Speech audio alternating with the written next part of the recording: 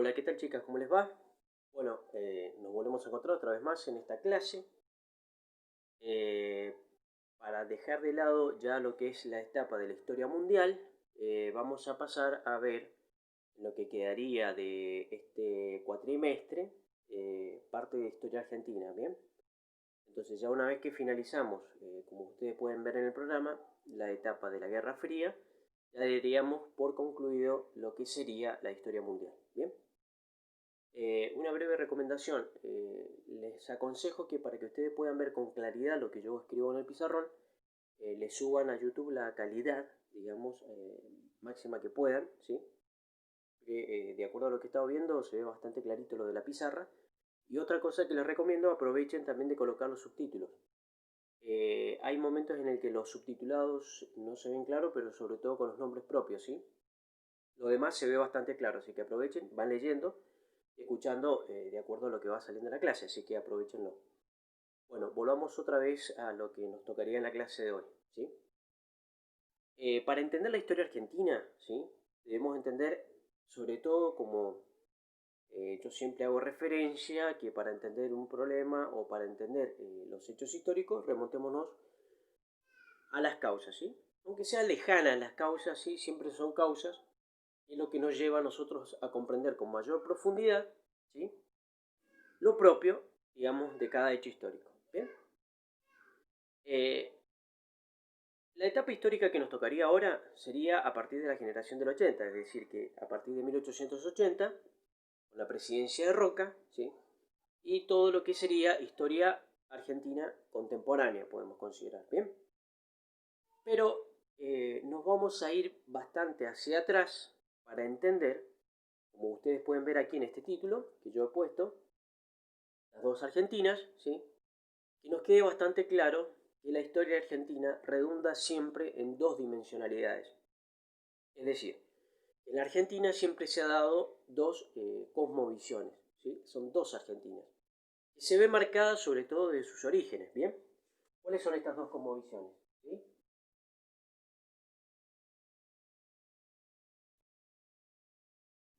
Una es aquella Argentina hispano-criolla o tradicional, podemos llamar,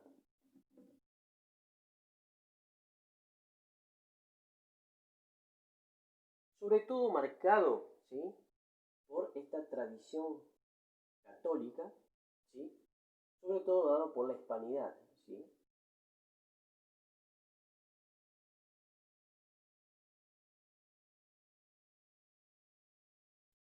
Y tenemos otra Argentina liberal, que es la que ha marcado sobre todo la historia, ¿sí? Que es la que le dio ese último visión, digamos, a la historia, ¿sí?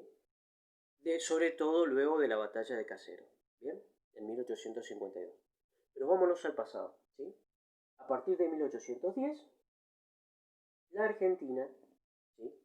Desde su fundación, es decir, cuando se empezó a divisar la creación de nuestro Estado como nación, perdón, nuestra nación como Estado, se ven marcados dos lineamientos, ¿sí?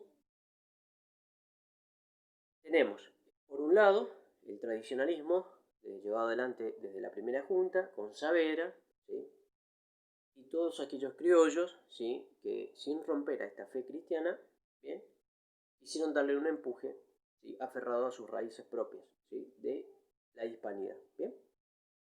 En el segundo aspecto estaría la etapa más bien liberal, ¿bien? Sobre todo marcado por un personaje que no tuvo gran importancia porque fue tan solo un simple secretario, pero que con la historia le han dado demasiada relevancia de la cual no merecería. En este caso sería Mariano Moreno, ¿bien? Pero podemos considerar que Moreno representaría el origen desde esta, digamos, Revolución de Mayo, ¿sí? ¿Por qué lo colocan de gran importancia? Sobre todo porque él representaba ya más el ala más moderna, más tradición, más, perdón, liberal, ¿sí? Entonces, por eso le dan importancia con la historia actual a Mariano Moreno. Bien, sigamos. Dentro de las dos tendencias que se viene marcando, se dio sobre todo con la independencia de la Argentina, ¿sí? Ya en 1816, ¿sí? Cuando se declara la independencia en Tucumán, aquel 9 de julio, también existieron otra facción, sobre todo aquellos que adherían a la corriente del federalismo, que declararon su propia independencia, ¿sí? Para completar estos conceptos yo le voy a dejar un link, ¿sí? Con un videito, ¿sí? Que se denomina Surgimiento de dos partidos políticos, ¿sí? En realidad el título sería de dos facciones o movimientos o movisiones políticas, ¿sí? Por un lado tenemos el federalismo, ¿sí? Que unido con las provincias del litoral quieren darle una imagen a la Argentina, es decir, una cosmovisión aferrada a lo propio, a su tierra, a sus raíces, a su tradición, ¿bien? Quien inicia esta corriente se llamaba José Artigas, José Gervasio Artigas, ¿bien? Ellos declaran su independencia en 1815. En 1816, en el congreso llamado en Tucumán, se declara la independencia sobre todo de lo que se conocería como las provincias más bien centralistas, es decir, ¿bien? Buenos Aires a la cabeza, ¿bien? ¿Qué sucede posteriormente?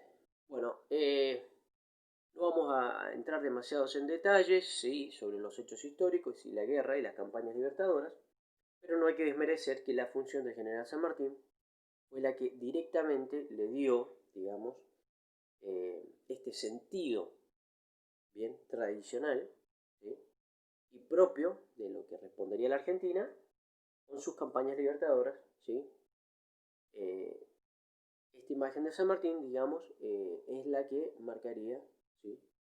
En definitiva, este aferramiento, digamos, a la tradición hispánica. Bien, ya con el último directorio, en 1820, quien gobernaba por entonces era Rondó, ¿bien?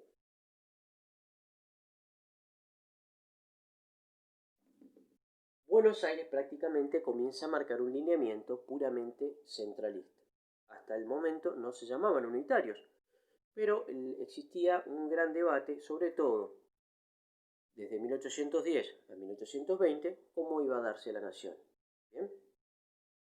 Empuja entre el federalismo, ¿sí? Y empuja entre, o el centralismo, podemos llegar a decir, con Buenos Aires a la cabeza, ¿sí? Bueno, ¿qué tenemos que entender? Hubo una batalla en esta época, que fue la batalla de Cepeda, que le dio la victoria al bando federal. Quien participa de esta batalla fueron dos caudillos, ¿sí? Que lo que representaba y lo que se exigía, ¿sí? Principalmente, era que se respetara la autoridad de las provincias, ¿sí? Estos dos caudillos fueron Ramírez, Francisco Ramírez, y Estanislao López, ¿bien? Ya la Argentina ya se encontraba dividida absolutamente en el centralismo de Buenos Aires o unitarismo y el federalismo marcado por los caudillos, ¿sí? Que desde el interior comienzan a exigirle a Buenos Aires que la Argentina no era simplemente, bien, la ganancia del puerto o la política llevada adelante por los gobiernos centrales, ¿bien? Luego de esta batalla, ¿sí? Ya cada provincia comienza a incorporarse en sus territorios, digamos, cada gobernador comienza a tomar preponderancia en su propia región, y esta época se la conoce como la época de la anarquía, es decir, entre 1820 a 1830. ¿Bien? Sigamos.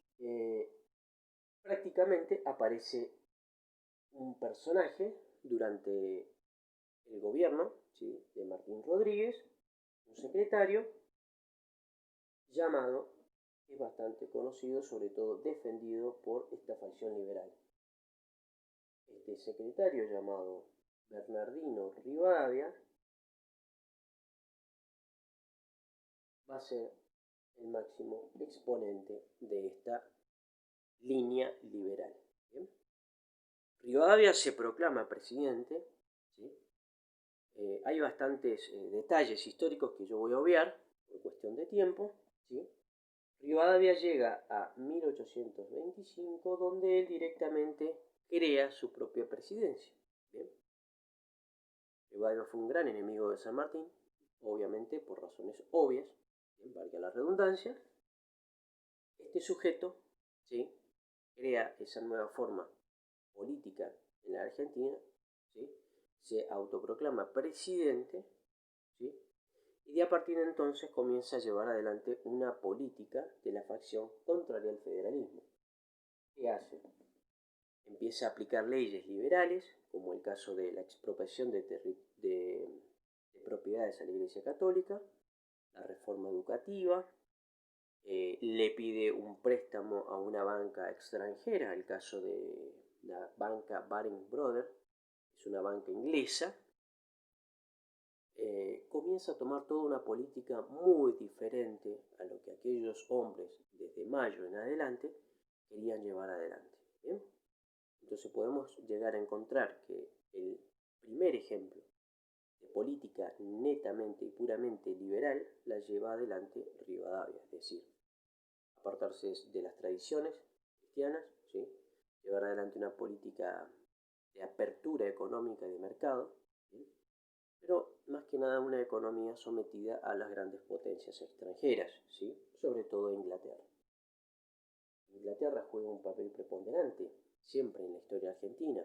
Recordemos que desde la primera y segunda invasión inglesa hubieron inclusive anteriormente intentos de querer tomar dominio sobre territorios, ¿bien?, bueno, sobre territorios de la Argentina, perdón, o del antiguo Virreinato del Río de la Plata.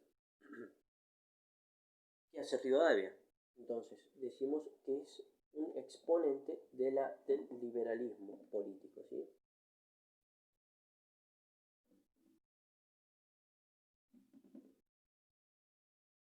Por entonces, los estados del antiguo Virreinato del Río de la Plata, ¿sí?, se encontraban en guerra con el Brasil, porque querían tomar dominio sobre la banda oriental, ¿sí?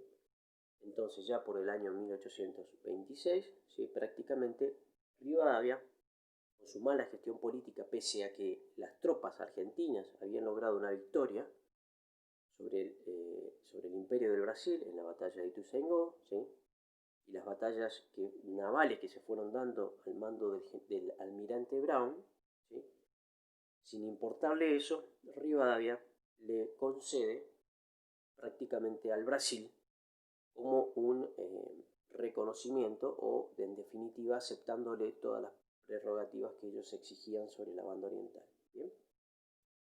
Es decir, que todavía no se creaba la República del Uruguay. Estaríamos hablando de la banda oriental, es los territorios del Uruguay. ¿Bien?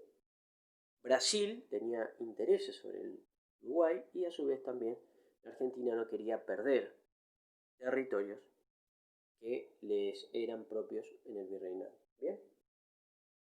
Esta paz deshonrosa que pacta Rivadavia con el Imperio del Brasil llevan a que ante la presión, ¿sí?, del pueblo de Buenos Aires y desde el interior, tiene que renunciar. ¿Bien? Vuelve nuevamente a una situación de gran caos hasta que aparece, ¿sí?, ya por el año 1828, estoy saltando varios hechos o datos históricos, pero quiero llegar a esto, que Manuel Dorrego es considerado de aquí en adelante como un gran exponente de lo que sería en un futuro la Confederación. ¿Bien? Manuel Dorrego, ¿bien?, llega en 1828 después de todo este caos, ¿sí?, con gran apoyo del pueblo de Buenos Aires, y trata de llevar adelante una política conciliatoria con el interior del país. ¿Bien? Pero en 1829, ¿sí?, ya Rivadavia, desde el exilio, ¿sí?, instiga de ahora en adelante, sobre todo con Lavalle, ¿sí?, este general Lavalle, que pertenecía al bando, ¿sí?, unitario, hace un golpe de estado, derroca a Dorrego y se queda con la autoridad de Buenos Aires. Posteriormente a esto, Dorrego muere fusilado, ¿sí? Lo fusila Lavalle, y hay datos históricos que aquí comenzaría nuevamente todo un debate, sobre todo de quién estaba detrás de la muerte de Dorrego. Y se dice que el mismo Rivadavia, que había sido obligado al exilio, instigó con sus correligionarios unitarios la muerte de Manuel Dorrego. ¿Bien? Inclusive hay cartas del mismo Lavalle reconociendo la presión que recibía desde el Partido Unitario para ejecutar a Dorrego. Aparece de aquí en adelante un nuevo personaje llamado Juan Manuel de Rosas. ¿Sí? Rosas representaría, ¿sí?, aquella como aristocracia porteña, podemos llegar a decir. Rosas era hacendado, es decir, tenía grandes tierras, sobre todo en la región de Palermo actualmente, Buenos Aires, y tenía un ejército porque era propio de un hombre que, aferrado a su tierra, a su territorio, poseía un pequeño ejército, como así también lo tenían los gobernadores de las diferentes provincias del interior, y el apoyado por un aparato militar, podemos llegar a decir, llamado los Colorados del Monte, ¿sí? Estos colorados era la tropa que tenía Rosas, ¿sí? Inclusive servían en campañas, cuidaban los territorios y mantenían la unidad política, sobre todo en algunas regiones de Buenos Aires. Cuando nuevamente la Argentina, sí, prácticamente iba rumbo nuevamente hacia el caos, ¿sí?, hacia una nueva anarquía, aparece la figura de Juan Manuel de Rosas, ¿sí? Podemos llegar a decir que la Argentina de aquí vuelve nuevamente a ser en esta disputa entre el sector liberal y el sector que apoyaba el federalismo. ¿Bien? Rosas, una vez que asume el Congreso, por entonces, le reconoce en la figura de Rosas la figura del restaurador. ¿Por qué? Porque prácticamente, contrario a lo que se dice de la figura de Juan Manuel de Rosas, él recibe el apoyo del Congreso y del pueblo para tomar decisiones en el ámbito político. En una primera etapa del gobierno recibe el apoyo, digamos, del Congreso hasta que le exige al Congreso que le otorgue la suma del poder público. ¿Qué significaría esto? Que en la figura de Juan Manuel de Rosas se podía no solo gobernar, sino que también dictar leyes. ¿Bien? Nuevamente, prácticamente la política de Juan Manuel de Rosas dura, ¿sí?, desde 1830, ¿sí?, hasta prácticamente 1852, que es cuando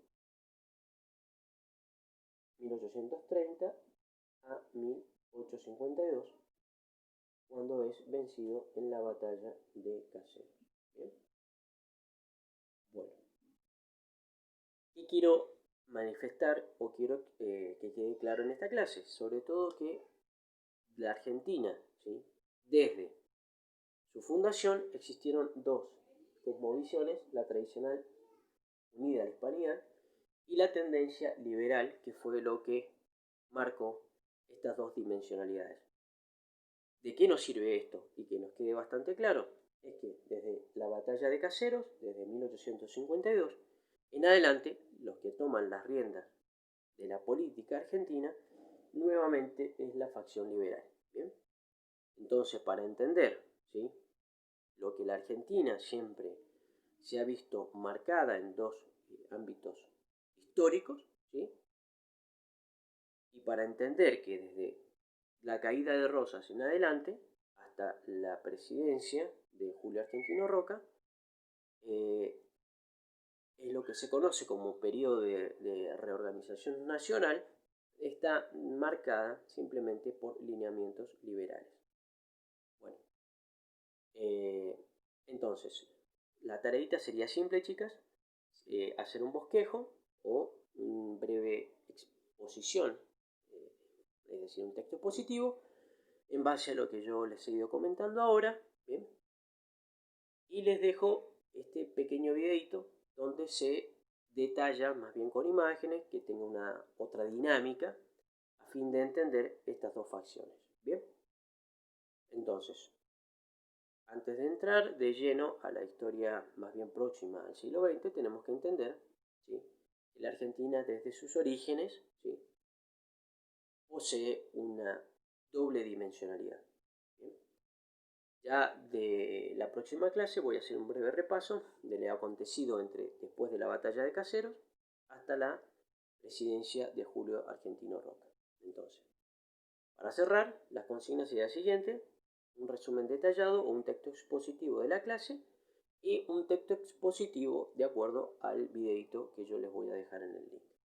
Bueno, chicas, que tengan un buen día, les agradezco y estamos en contacto. Cualquier duda, consulta que tengan, me lo hacen saber. Desde ya, muchísimas gracias.